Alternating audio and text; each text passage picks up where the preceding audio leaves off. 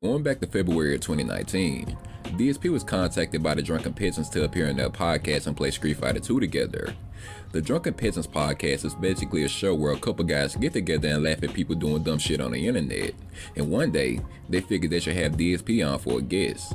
They went back and forth in the emails, trying to hash out exactly how this interview was going to go down. DSP ended up backing out of the podcast, and feared that he was going to be trolled and shit talked by the Drunken Peasants, along with their chat. What I don't understand is the fact that he backed out mainly because they refused to disable their live chat. It's like he doesn't understand that he doesn't have to pay attention to what they're saying. It just goes to show that if he can't control anything regarding the interview, he doesn't want to do it. So he went on to do the interview with the Quartering instead, and we all know how that shit played out.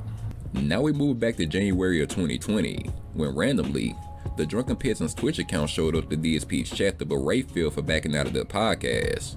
I wanted Phil to come here to my house and play Street Fighter 2 Turbo, but he got paranoid and backed out because he let trolls control his decisions. If you didn't notice, in 2019 they wanted me on their podcast, and I ultimately turned it down because it's on YouTube, which is a cesspool for streaming. I ultimately did the show with the Quartering instead, which was a focused format and no stream chat, and it worked out splendidly. So I made the correct decision, and they're just salty because I don't want to be on their drama-filled show. Lol. After getting banned from DSP's channel, the Drunken Peasants hopped on Twitter to hype up a stream, where they would read out emails that were sent between them and DSP. The stream itself wasn't that good, to be honest. They only read a little bit from the email shared between the two of them. Not only that, but he read them off a fucking sheet of paper. So really he could have made Phil say whatever he wanted to fit his narrative. Let's see, I'll read the first part here. So I wrote to him, I said, "Hi Phil, I sent you a tweet a month ago about a possible collab, and you gave me this email address to write to. Sorry, I'm just now getting to write to you. We get so many requests from our audience to review and comment about you and your content. So here's me telling him, we've commented about your content before. Yeah. It's my understanding that you also live in the Seattle metro area. So I thought it'd be cool to have you come up to Bellevue and be on a stream with us. We think it'd be fun to shoot the shit and play some games. Yeah. Let me know, and if you have any questions." And here's his first response. "Hi Ben, thanks for reaching out. Admittedly, I'm totally ignorant when it comes to other YouTubers." That's not true at all. That's a total lie. Although I know that my viewers have mentioned your show before, I have never seen it. What kinds of topics do you regularly discuss, and what kinds of things would we be doing if I were to join a show of yours?" He wants like literally everything mapped out. Yeah. Like everything. Did you tell him about the shrimp? It's bombing. Damn it. It's not taking off. The shrimp bombed. Dude. It's a good bit. No, it's not. A huge forewarning. This is where he warns me about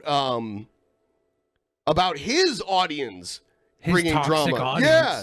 A huge forewarning. Your show would receive a completely unfair, unwarranted amount of hate. Trolling a crap.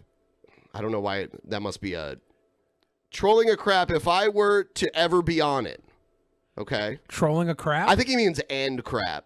Oh. Unwarranted amount of hate, trolling, and crap if I were to ever be on it. Expect DDoS attacks and actual personal attacks against yourself and other show members. That's how messed up the hater base, in quotations, the hater base against me is. So being upfront and honest, I'm not even sure having me on would be a good idea. It may hurt you guys far more than anything else. And I speak from personal experience on that. Damn. So he was just looking out for us. He was just looking out for us, but here he's saying something totally different. Instead, they wanted to set up a fundraiser, where if they hit a certain amount of money, they would continue to read further emails. The detractor community saw right through the bullshit they were trying to pull, and the Drunken Peasants started receiving a lot of backlash on Twitter. And I gotta say, when it comes to DSP, I don't care about you monetizing the content you make about him, but you should never put leaks behind the paywall.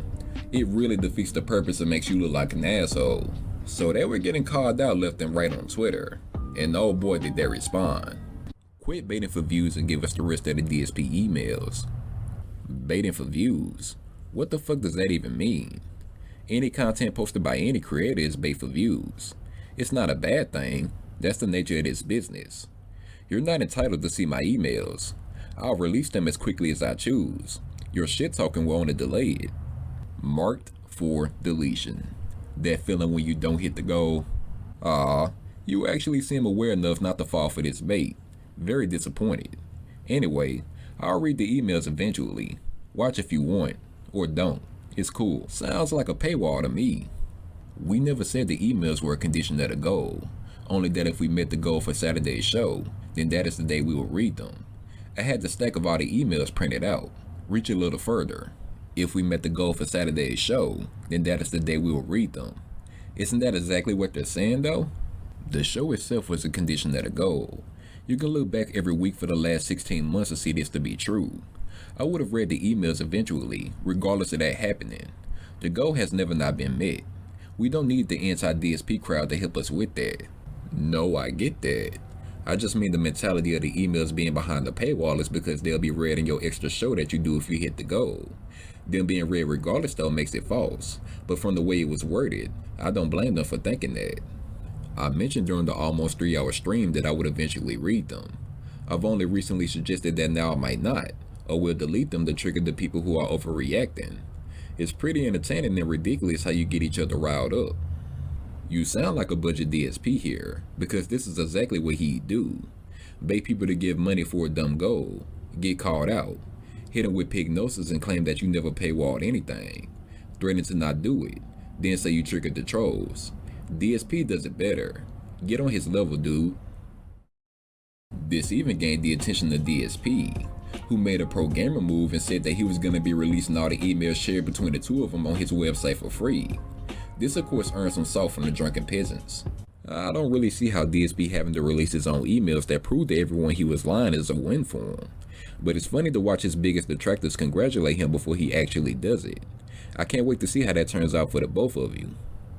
And I feel like this serves as a very important lesson as to why you shouldn't put things like this behind the paywall.